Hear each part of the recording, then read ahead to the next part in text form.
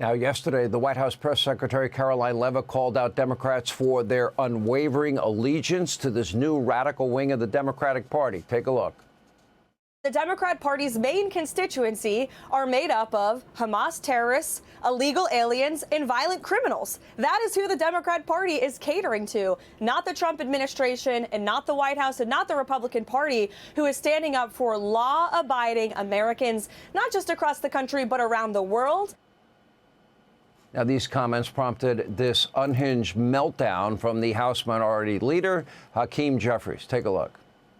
We got Karoline Leavitt, who's sick. She's out of control.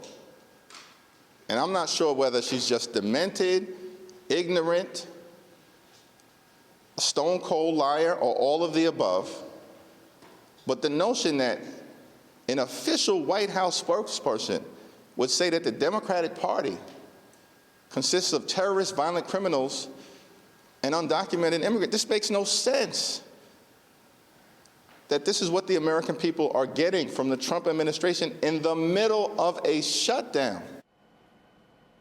All right, time now for our White House press briefing with White House Press Secretary Karoline Leavitt. I just have a funny feeling you might want to respond to all of this. I sure would, Sean, and thank you for giving me the opportunity to do so. Look, Hakeem Jeffries is simply lashing out because he knows that I am telling the truth about the modern-day Democrat Party. What I said, and it is a fact, is that the Democrat Party caters more to pro-Hamas terrorists, illegal aliens, and violent criminals. And let me walk Hakeem through the facts of that statement. When it comes to pro-Hamas terrorists, it was Hakeem's House Democrat caucus that voted against a resolution condemning the October 7th attack on Israel. It was Hakeem Jeffries' Democrat caucus that supported and encouraged the pro-Hamas protests that ravaged college campuses and engaged in illegal harassment of Jewish students across the United States of America under Joe Biden's administration. When it comes to illegal aliens, the American people know the truth about that. The Democrats allowed them to flood our country. Why? Because they view that constituency as their future voters. And when it comes to violent criminals, look at what the Democrats support in terms of crime. Soft on crime policies like cashless bail, like letting violent criminals out back into the streets so they can recommit violent offenses against law-abiding American citizens. The Democrat Party puts Americans last. That's why they overwhelmingly lost the election to President Trump and the Republican Party. And that's why they're holding this country hostage right now from law-abiding, tax-paying American citizens who want the government to be open. So Hakeem Jeffries should stop calling me names. He should stop trying to fight my boss, President Trump, and he should go back to doing what he was elected to do, the business of the American people in Congress, and encourage Senate Democrats to open the government. And I see Hakeem Jeffries saying House Republicans are out. They're not even here. Yeah, because they did their jobs and they passed a clean continuing resolution at the behest of President Trump to keep the government open. And now Senate Democrats and Chuck Schumer are blocking that to fight Donald Trump. And it's despicable. Okay, I want to set the record straight here because he lied in what he's saying, and Democrats have been lying about this as well. And I watched you one day at the podium, and you laid out the facts. They are demanding $1.5 trillion in new spending to keep the government open for 7 weeks. Wow, that's a lot of money. Included in that money, $200 billion, health care for illegals, the continuation of COVID subsidies for people well above the poverty level. That was meant to be temporary in the first place. They want to fund NPR, PBS, all these DEI, initiatives around the world. Or they're not going to open the government. They're not going to let our military get paid. They're not going to let Homeland Security officials that are working get paid. That's where we are. And meanwhile, Republicans will fund the government at current levels while they negotiate new budgets. Because they're just flat out lying. Oh, we're not funding illegal immigrants. Yes, they are. They are. Their continuing resolution that they proposed to keep the government open included a poison pill that would have undone what President Trump's One Big Beautiful Bill did, which is to restrict illegal aliens from receiving Medicaid benefits. President Trump fixed that in the One Big Beautiful Bill, and Democrats want to take it away because they want these taxpayer-funded benefits to continue to go to illegal aliens in our country. This has been done for the past 4 years under the Biden administration, and the American people roundly rejected it. And you hear AOC, who is apparently the new leader of the Democrat Party in that CNN town hall, say to a concerned American when that American asked, "Do you want my taxpayer-funded benefits going to illegals?" She said, "That's a Republican talking point. Those aren't the real issues Americans are facing." That is a lie. If you look at what happened under the Biden administration, real Americans, elderly citizens, were facing an increase in wait times at hospitals and emergency care centers across the country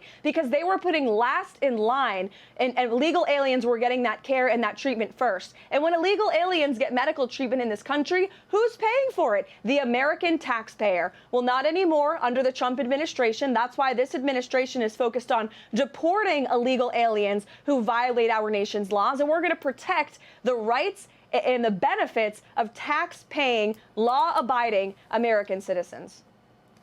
Okay, let's talk a little bit about world peace. The president has invested a lot of time, political resources, energy into world peace.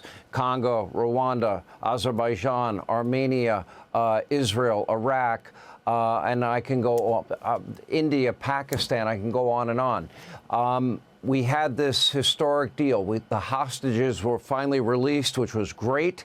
Now we see Hamas radicals that are indicating they don't want peace. They're killing innocent Palestinians.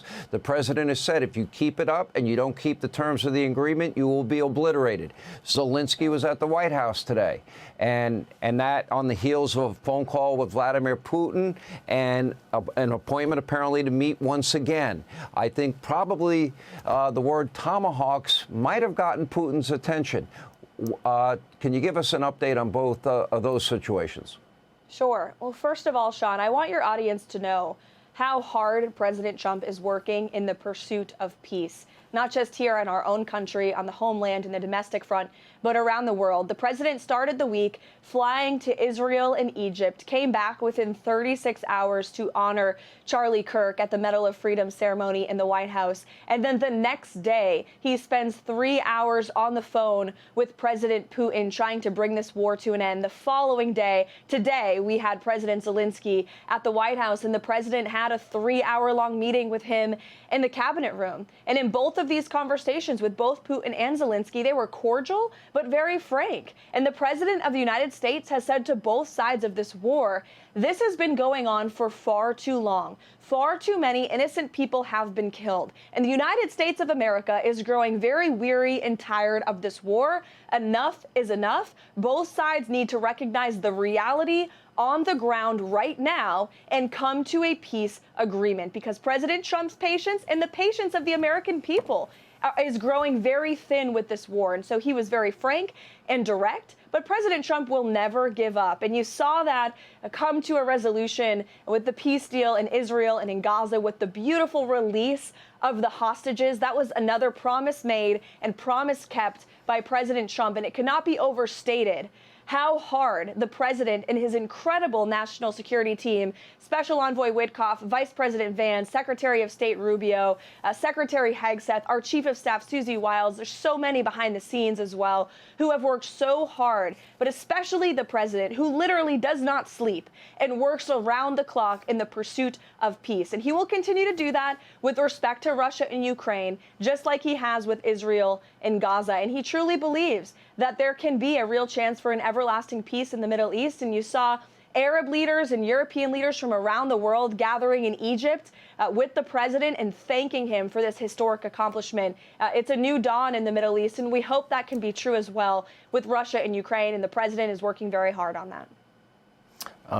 We could all hope for that. I mean, what a noble goal.